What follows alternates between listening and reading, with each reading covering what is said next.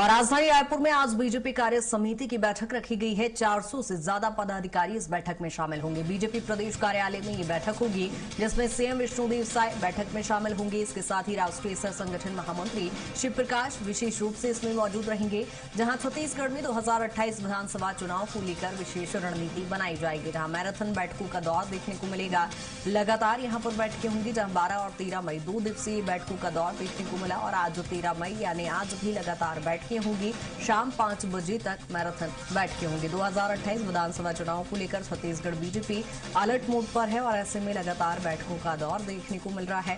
आज कार्य समिति की बैठक है, जिसमें लगभग 400 से ज्यादा पदाधिकारी इस बैठक में शामिल होंगे। खुद मुख्यमंत्री विष्णुदेव साय इस बैठक में शामिल रहेंगे और 2028 विधानसभा चुनाव की तैयारियों को लेकर इसमें चर्चा होगी।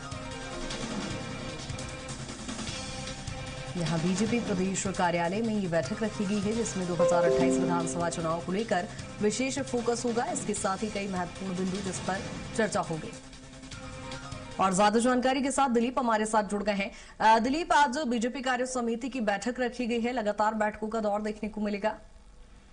जी बिल्कुल कृतिका, बता दें कि कल से बैठक की शुरुआत हुई थी। पहले प्रदेश पदाधिकारियों की बैठक हुई थी, उसके बाद फिर देर रात तक कोर कमेटी की बैठक हुई बीजेपी की, और जिसमें कोर कमेटी में भी कुछ बदलाव के भी संकेत दिए गए, निर्णय लिए गए। कई बड़े नेताओं को जिम्मेदारी दी गई, वहीं कई जो वरिष्ठ नेता हैं उन्हें कोर कमेटी से बाहर भी कर दिया गया।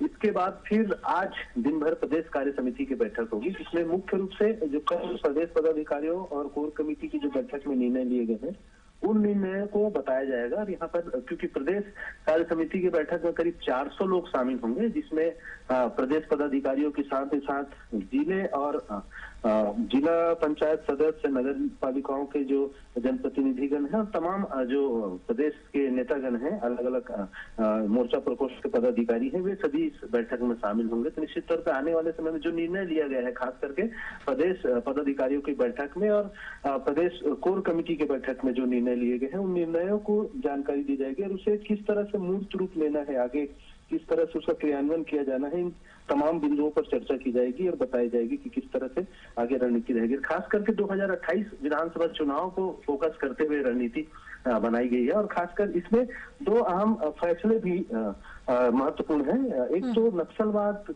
से मुक्त हुआ छत्तीसगढ़, इसको लेकर भी एक प्रस्ताव पारित किया गया है प्रदेश पदाधिकारियों को बैठक में, जिसमें केंद्र और राज्य सरकार को धन्यवाद प्रस्ताव पारित किया गया है। उसको आज प्रदेश कार्य समिति की बैठक में रखी जाएगी।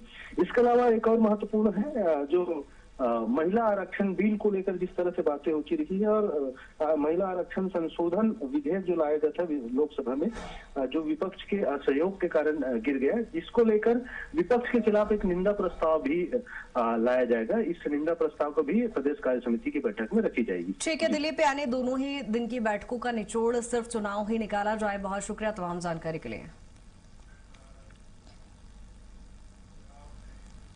और रुक करेंगे अगली खबर की ओर, जहां छत्तीसगढ़ भाजपा संगठन में बड़ा रणनीतिक बदलाव होगा, जहां राष्ट्रीय नेतृत्व की सहमति के बाद नई कोर टीम का गठन किया जा रहा है। नई कोर कमेटी में उप मुख्यमंत्री अरुण साव और विजय शर्मा को अहम स्थान दिया गया है। वहीं वित्त मंत्री ओपी चौधरी भी इसमें शामिल हैं। नई सूची से पूर्व मंत्री बृजमोहन अग्रवाल बाहर हैं। संगठन में नए संतुलन की चर्चाएं जहां तेज है, वहीं प्रदेश सरकार के मंत्री रामविचार नेताम और पूर्व विधानसभा अध्यक्ष गौरी शंकर अग्रवाल को इस बार कोर ग्रुप में जगह नहीं दी गई है। संगठनात्मक अनुभव पर जोर है। क्षेत्रीय संगठन महामंत्री अजय जामवाल और संगठन महामंत्री पवन को कोर ग्रुप में जगह मिली है। वहीं पूर्व मंत्री अमर अग्रवाल, वरिष्ठ नेता लता उसेंडी और पूर्व विधायक शिवरतन शर्मा को नई जिम्मेदारी दी गई है। भाजपा कोर कमेटी में डॉक्टर कृष्णमूर्ति बांधी को भी स्थान मिला है। संगठन और सरकार के बीच तालमेल पर विशेष फोकस दिया जा रहा है और मुख्यमंत्री विष्णुदेव साय, प्रदेश अध्यक्ष किरण सिंह देव समेत कई वरिष्ठ नेताओं को जिम्मेदारियां दी गई है। और ज्यादा जानकारी के साथ दिलीप हमारे साथ बने हुए हैं। दिलीप, जिस तरह से सवाल चूंकि मेरा था कि संगठन में भी क्या बदलाव किया जाएगा, जो 2 दिन लगातार बैठकें की गई है, तो क्या संगठन में भी बड़े बदलाव की अब तैयारी है? जी बिल्कुल, राष्ट्रीय स्तर पर एक संकेत मिला है बदलाव का।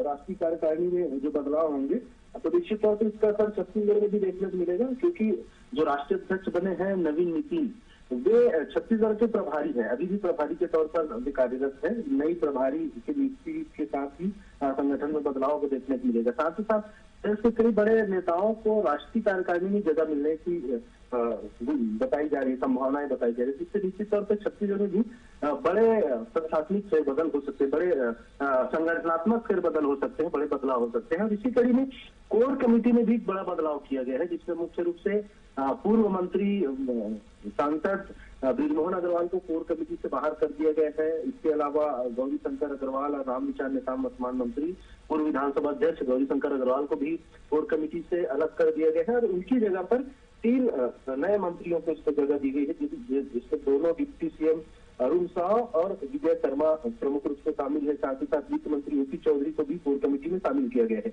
और बड़ा बदलाव के रूप में से देखा जा सकता है। युवा के साथ साथ अनुभवी और संगठनात्मक जिम्मेदारियों को बिल्कुल दिलीप, चूंकि अगला सवाल मेरा यही था कि क्राइटेरिया इसमें क्या तय किया गया है, क्योंकि सारी ही बड़ी नेता हैं, लेकिन यदि उन्हें कोर ग्रुप की कमेटी से अलग किया गया है तो क्या क्राइटेरिया इसका तय किया गया? जी बिल्कुल कृतिका, क्योंकि कोर ग्रुप की एक विशेष महत्व रहता है। इसमें 15 सदस्य करीब रहते हैं, जिसमें प्रमुख नेताओं को जिम्मेदारी दी जाती है और क्योंकि वर्तमान में इनकी बड़ी भूमिका है दोनों डिप्टी सीएम और वित्त मंत्री की, तो निश्चित तौर पर इनका संगठन पर भी एक बड़ा प्रभाव पड़ता है। और क्योंकि लंबे अरसे तक बृजमोहन अग्रवाल भी रहे और अब जो केंद्र में उन्हें सांसद के रूप में भेज दिए गए हैं, रामविचार नेताम भी अलग रूप से सक्रिय रहे और जो विधानसभा अध्यक्ष रहे गौरी शंकर अग्रवाल, अब उनका संगठनात्मक गतिविधियों में भागीदारी थोड़ी सी कम नजर आ रही है। तो निश्चित तौर पर इन तमाम चीजों को देखते हुए समय समय पर फेरबदल किया जाता है। इसी कड़ी में क्योंकि कोर ग्रुप काफी अहम है, इसमें संगठनात्मक बदलाव के पहले ही संकेत दे दिए गए थे। निश्चित तौर पर उसी कड़ी में यह बदलाव किया गया है ताकि आने वाले समय में संगठन को और ज्यादा मजबूती के साथ रखा जा सके और इसमें प्रमुख निर्णय लेने में कोर ग्रुप की अहम भूमिका रहती है। तमाम जो रणनीतिक निर्णय है वो सबसे पहले कोर ग्रुप में लिया जाता है, उसके बाद फिर उसे प्रदेश पदाधिकारी और प्रदेश कार्य समिति में रखा जाता है। ठीक है दिलीप, बहुत शुक्रिया तमाम जानकारी के लिए।